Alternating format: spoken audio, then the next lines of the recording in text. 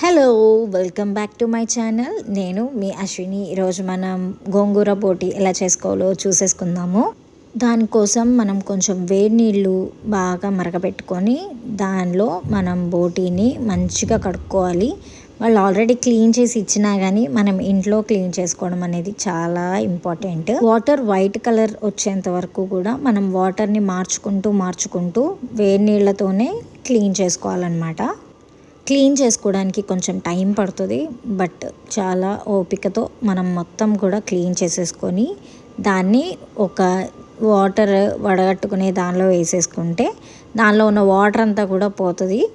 Next మనం ఈ బోటీని ఉడకబెట్టుకోవాలన్నమాట. దానికోసం కుక్కర్లో ఈ బోటీని తీసేసుకొని దానిలో కొంచెం పసుపు, కొంచెం ఉప్పు, కొంచెం నూనె వేసి సరిపడా కొంచెం వాటర్ కూడా పోసుకొని ఒక 3 to 4 విజిల్స్ వచ్చేంత వరకు పెట్టుకుంటే సరిపోతుంది. అలా ఉడికిన దాన్ని మనము వాటర్ అంతా సపరేట్ చేసేసుకొని ఓన్లీ పీసెస్ వరకు పక్కన పెట్టేసుకోవాలి. ఇప్పుడు కర్రీ స్టార్ట్ చేయడం కోసం మనం ఒక 3 ఆనియన్స్ అలాగే ఒక 3 గ్రీన్ చిల్లీ తీసుకొని కట్ చేసేసుకొని పక్కన పెట్టుకోవాలి. అండ్ నెక్స్ట్ ఆయిల్ కూడా వేసేసుకుందాము. దీనిలో ఆయిల్ వేసేసుకున్నాక ఆయిల్లో ఒక స్పూన్ జీలకర్ర అలా వేసి కొంచెం అది వేడిగా అయింది అని అనిపించిన వెంటనే ఆనియన్స్ కూడా ఫ్రై చేసేసుకోండి. అవి కొంచెం మగ్గిన తర్వాత 3 పచ్చిమిర్చి తీసుకున్నాం కదా, అవి కూడా వేసేసుకోండి. అవి కొంచెం బ్రౌన్ కలర్లో లైట్ బ్రౌన్ కలర్ రాగానే మనం దానిలో అల్లం వెల్లుల్లి పేస్ట్ కూడా వేసేసుకోవాలన్నమాట. అల్లం వెల్లుల్లి పేస్ట్ పచ్చివాసన పోయిన వెంటనే మన ఆల్రెడీ ఉడకబెట్టుకున్న బోటీ ఉంది కదా, అది కూడా దానిలో వేసేసుకొని మంచిగా ఒకసారి తిప్పేసుకోవాలన్నమాట. తర్వాత దానిలో కొంచెం లైట్గా పసుపు అండ్ ఉప్పు, అంటే ఉప్పు కొంచెం చూసుకొని వేసుకోండి. ఆల్రెడీ మనం బాయిల్ చేసేటప్పుడు వేసుకున్నాం కాబట్టి కొంచెం తక్కువ వేసుకోండి. అండ్ కారం కూడా వేసుకోవాలి. కారము అండ్ గరం మసాలా ఇవి 2 కూడా వేసేసుకొని మొత్తం అలాగా అంతటికీ కలిసేలాగా తిప్పేసుకొని దాని మీద మూత పెట్టుకొని పక్కన పెట్టుకోవాలన్నమాట. అది కొంచెం మగ్గే లోపల మనము గోంగూర కూడా విడిగా తీసేసుకొని దానిలో ఏం లేదు, జస్ట్ కొంచెం వాటర్ పోసి మంచిగా క్లీన్ చేసేసుకోవాలన్నమాట. అంటే బయట నుంచి వస్తాయి కదా, సో డస్ట్ అదంతా లేకుండా మంచిగా కాడలు కూడా ఏమీ లేకుండా ఆకు వరకే తీసుకొని మంచిగా వాటర్ అంతా నీట్గా వైట్ కలర్లో వచ్చేంత వరకు మంచిగా క్లీన్ చేసేసుకొని పక్కన పెట్టుకోవాలి.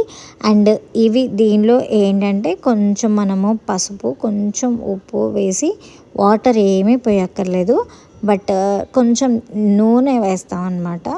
నూనె వేసేసి మగ్గించుకుంటే అది ఎంతో అవ్వదు. నేను ఇక్కడ ఒక కట్ట ఇంకో దానిలో హాఫ్ వేసామంతే.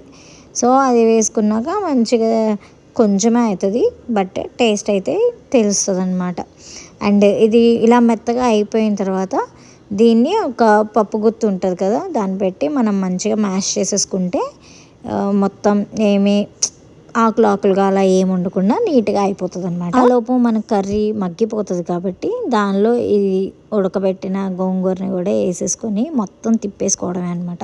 మొత్తం అంతా కలిసేటట్టు తిప్పుకోవాలి, కింద నుంచి పై వరకు మొత్తం తిప్పేసుకుంటే చాలా బాగుంటుంది.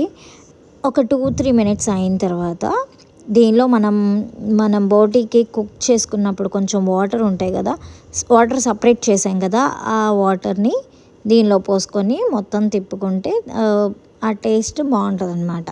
సో ఇది తిప్పేసుకొని పక్కన పెట్టుకోవడమే. కొంచెం సేపు అయిన తర్వాత కర్రీ రెడీ అయిపోతుంది. అండ్ మీరు కూడా ట్రై చేయండి, ఎలా వచ్చిందో టెక్స్ట్ చేయండి. అండ్ ఇప్పటివరకు నన్ను సపోర్ట్ చేసి నన్ను సబ్స్క్రైబ్ చేసిన అందరికీ thank you so much. And ఇలానే అందరూ కూడా మన ఛానల్ని సపోర్ట్ చేయండి. అలాగే మీ ఫ్రెండ్స్ అండ్ ఫ్యామిలీ మెంబర్స్ అందరు షేర్ చేయండి.